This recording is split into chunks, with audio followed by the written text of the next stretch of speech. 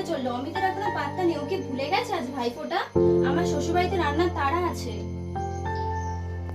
আসবে রে মা, ও তো আজকে ভোর ভোরে এই জন্যই বেরিয়েছে। ধুর, প্রতি বছর এই একই নাটক। দাদা আসলে আমাদের আর ভালোই বাসে না।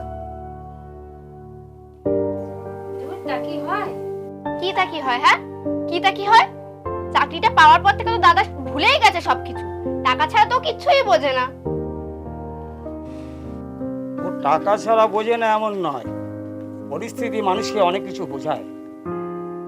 নইলে ভেবে দেখ না, যে ছেলেটা নিজের পকেট মানি বাঁচিয়ে তোদের আবদার মেলানো, সে আজ ছুটির দিনেও খাটছে। কেন খাটছে? হ্যাঁ, ওদের আবার সে বোঝার বয়স তো এখনো হয়নি।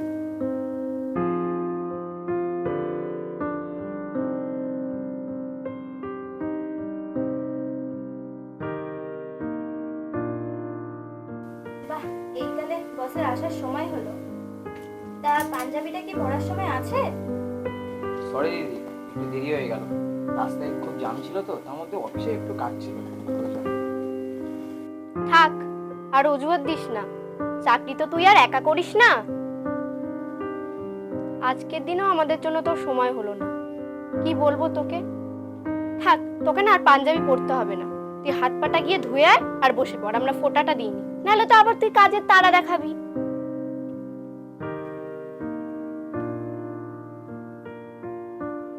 আয় দিদি।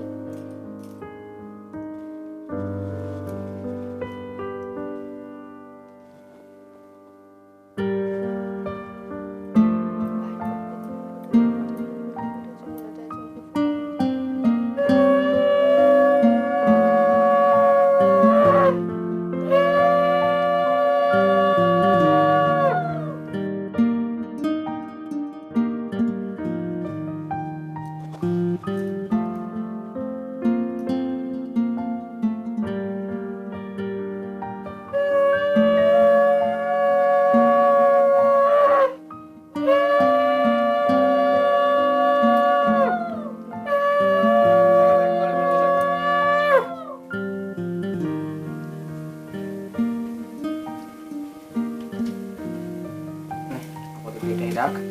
আসলে অফিসের কাজের চাপের জন্য ওদের পছন্দ মতন কিছু কিনে আনতে পারি না। এটাই টাকা পাঠাবো। দেখ ভাই, টাকা তো তুই আমাদের প্রত্যেক বাড়ি দিস, কিন্তু আমরা কি শুধু তোর কাছে টাকাটাই চাই? তুই তো আগের মতো আমাদের সাথে বসিস না, গল্প করিস না, একটু হাসিসও না আমাদের সাথে।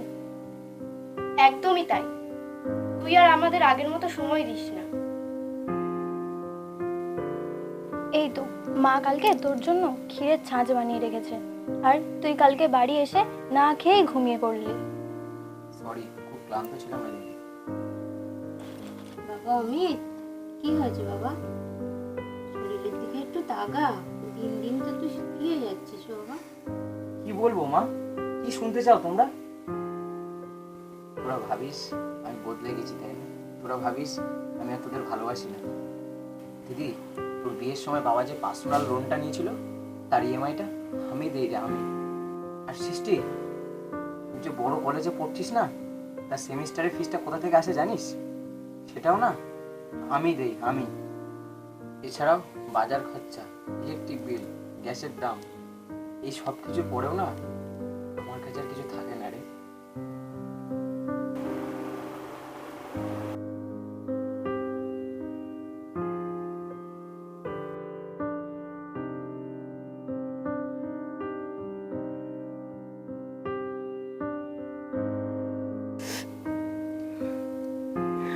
ওই পাঞ্জাবি কেনার চেষ্টা করেছিলাম রে সৃষ্টি, কিন্তু যখন শপিং মলে গেলাম দেখলাম একটা ভালো পাঞ্জাবির দামে তোর 1 মাসের যাতায়াতের অটো ভাড়া হয়ে যাবে। সেই জন্য আমি আর কিনতে পারিনি, আমি। তোরা কি ভাবলি আজকে আমি অফিসে অডিটের জন্য গিয়েছিলাম? না রে বোন আমার, আসলে ওয়ান টাইম করলে ডবল টাকা পাওয়া যায়, তাই গিয়েছিলাম যাতে আজকের দিনে তোদের হাতে কিছু টাকা দিতে পারি।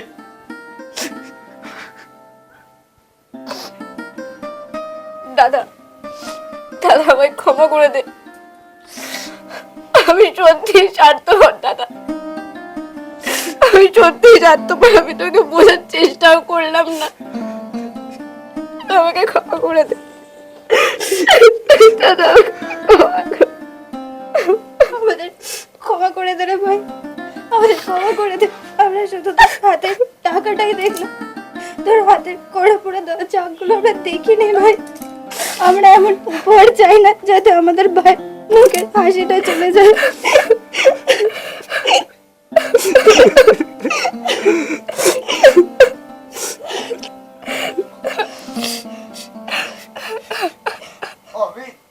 বাবা বাবা আমার কাছে আয় না বাবা, বাবা আমার আমার আমার ক্ষমতায় বড্ড তাড়াতাড়ি বড় করে দিল বাবা, বড্ড তাড়াতাড়ি বড় করে দিল। এটাই এটা এটাই হচ্ছে আমার সবচেয়ে বড় ব্যর্থতা।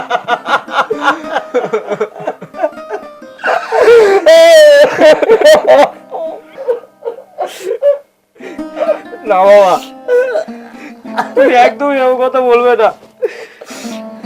তুমি এতদিন ধরে আমাদের তো বড় করেছে, এবার তো আমাদের দায়িত্ব তোমাকে ভালো রাখা বাবা। অনেক কেঁদেছিস বাবা, আর কাঁদিস না। আজকে এই শুভ দিনে সবাই একসাথে খাওয়া দাওয়া করবি, চল।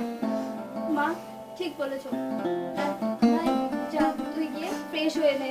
আর সৃষ্টি চল আলমারি থেকে পাঞ্জাবিটা বের করে দে। কোন পাঞ্জাবিটা? ওই আমার বিয়ের নীল পাঞ্জাবিটা। ও ঠিক আছে। আয় বোনায়, হ্যাঁ দাদা, আমার আদরের বোন রায়। আমি সারা জীবন এইভাবেই তোর হাসি মুখটাই দেখতে চাই। বল সারা জীবন এরকম থাকবি? হ্যাঁ, হ্যাঁ ভাই। আমার কিছু চাই না, শুধু তোর একটু ভালোবাসিস, আমার এইটাই চাই।